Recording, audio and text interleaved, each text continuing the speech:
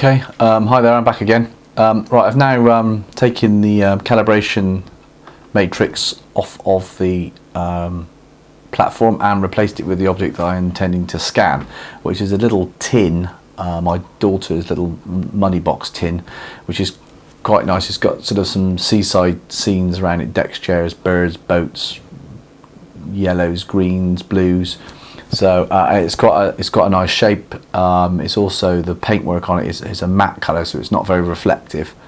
So it's kind of a good object to scan, because I'm going to attempt to scan it in texture mode. Texture mode meaning that I'll capture the colour as well as the shape. Now, it's been my experience so far that if you want to maintain consistent colour around the object as you scan it, it works better. Well, from my experience, it works better if you only use one laser, and you can turn the in scan workbench, which is where I am now. You can scan either with the left laser, the right laser, or both lasers. And I found that if you use both lasers, you get a slightly different color from each laser, and as they overlap, it just makes it look a bit of a mess. And I wanted the colors to be as good as possible, so I'm only using the left-hand laser. If you want to just scan the box without any color, i.e. in non-texture mode, then both lasers is great. But I found, texture, I found one laser. There's another interesting thing I've found, which you've got to be a bit careful of. Obviously lighting's important, but and I've seen people doing this on YouTube videos, and I don't know whether they're getting the same results I do, but if the camera has got the computer monitor or a computer monitor in its field of view, even though you've defined the cylinder around the object you're scanning so that it's supposed to ignore stuff outside of that cylinder, if it's got a computer monitor in its field of view, the scan is not good. You end up with lots of holes in the point cloud, and it's just not happy. I suspect it's something to do with the raster scanning of the monitor upsetting the camera. I'm not quite sure what it is, but don't have the camera pointing at the object with your computer monitor directly behind the object you're scanning, because it doesn't work very well. Top tip. Right, so rotation of the platform, not changed any of that. Point cloud ROI, that's kind of useful, so turn that on. You probably can see this hopefully on the, if we turn it on and off, you can see that it puts like a cylinder around the object. So everything inside the cylinder is considered, and everything outside the cylinder is generally ignored.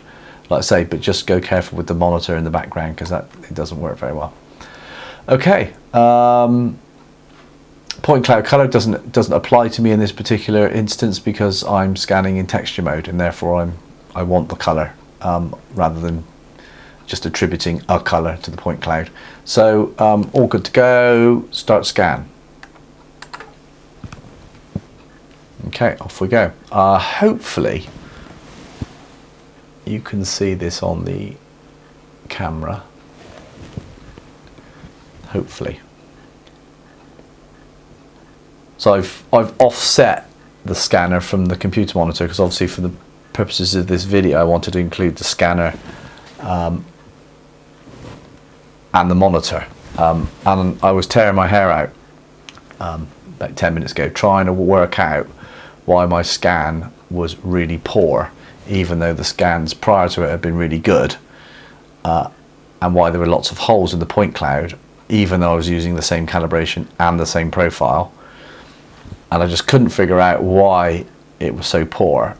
And then it suddenly occurred to me that the only thing that had changed was that I'd actually rotated the scanner around to put it more in front of the computer monitor for the purposes of the video.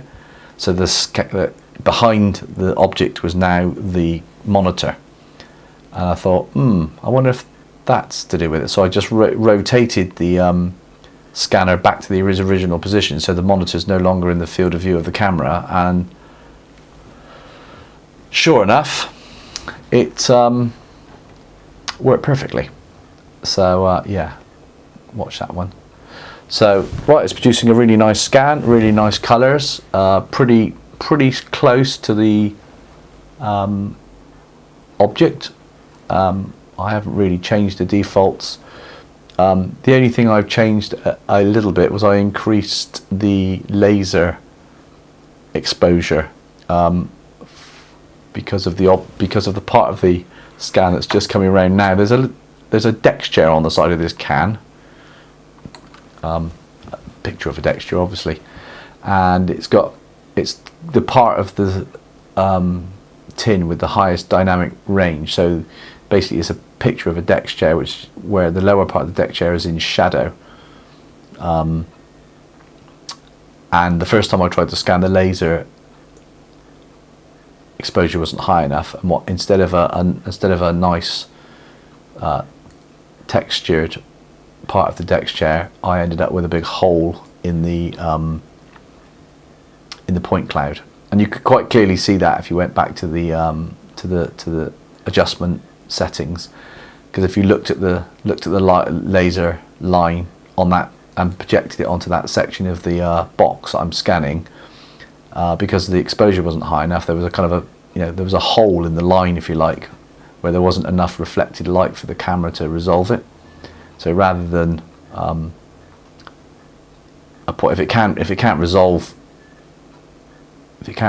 the light coming back, obviously it can't generate a point cloud, and what it does is it just generates a hole, and you will end up with a hole in the mesh, well, not mesh, but the cloud of points. So that's doing a pretty good job. It's really interesting, actually. I mean, as you rotate the scan result around, you see all these little lines and appearing and disappearing. And initially I thought that was a fault or faults in the scan, but it's not. It's if you zoom in really close to the scan, or the scan on the screen, you can appreciate what it's actually doing. It's building kind of vertical lines of like little strings of dots that are coloured, and if you catch them at the right angle, it's almost like looking through a grating. Well, it is like looking through a grating. So you can you get some strange artifacts. Now see, there's a hole. I don't know if you can see this on the camera. It's just slightly screwed up on the corner there, and there's a hole in the point cloud. It's a little gap where there's no points. The strings stop, and then there's a gap, and then they start again. So obviously the laser exposure wasn't quite good enough there, and it just couldn't quite resolve that position, and it's generated a hole. But it's not a big deal, because when you come to generate a mesh, that a small hole like that will just be filled, so it won't. But obviously you will lose the colour information there. So it's done about half the scan. Generally, I find with a new object, you do the scan once, and once you've gained a little bit of experience, you do the scan once, and you can see the if there's any scanning issues. It's pretty easy to just go back and just tweak the exposure slightly to fix it. I mean, obviously, there's only so much dynamic range, so if there's sometimes you end up in the situation where you can't grab all the highlights and all the lowlights, but most of the time it's pretty good. So that's done a really good job of that.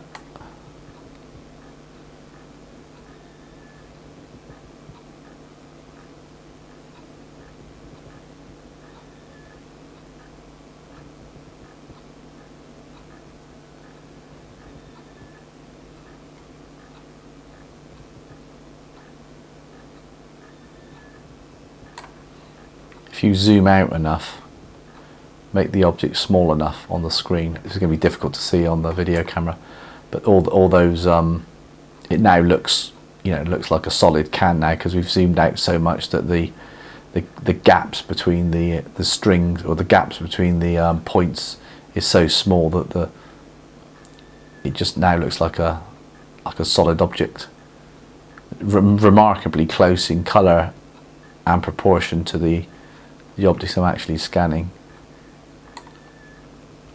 It seems to do a very good job using one laser for this type of scan. I've tried scanning it with the left or the right laser individually, and it does just as good a job, but not, say, not such a great job if you use both lasers on this type of textured scan.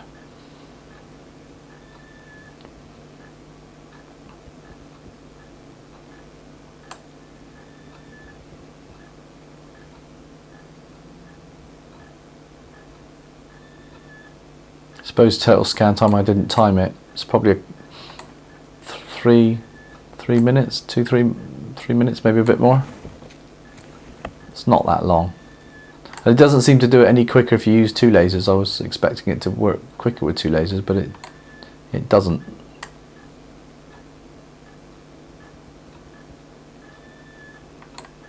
So it's done. It's coming up to just the last corner of this box.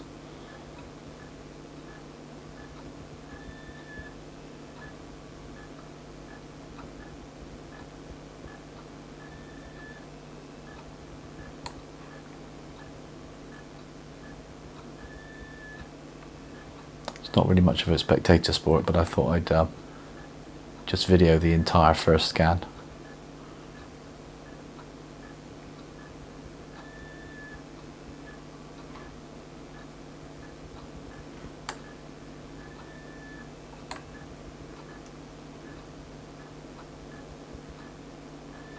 So it's just going around the final corner of the box.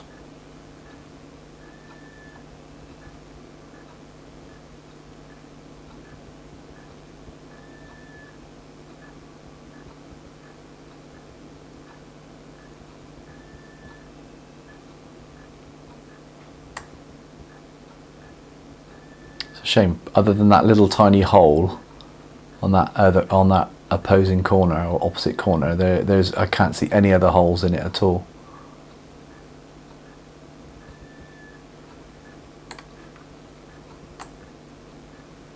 Here it comes.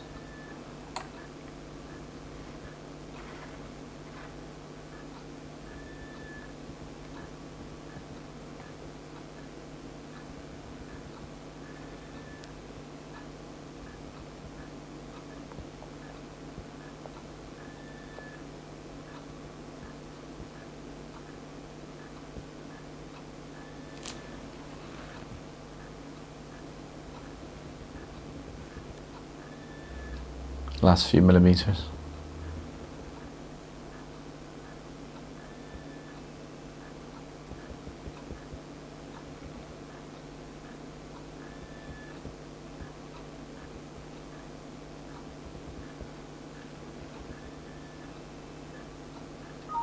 There, scan complete. Scanner's finished, and you can save the point cloud as you wish. You click OK and you get the screen splits. You get the video feed on the left hand side and the so I'll make them approximately the same size, the final scan on the right. As you can see, if I orientate them in a similar sort of way, they are very similar. It's almost like almost like looking at the video feed duplicated. Anyway, thanks for watching. I hope that wasn't too dull. And I'll go on to post-process it. Thanks, cheers.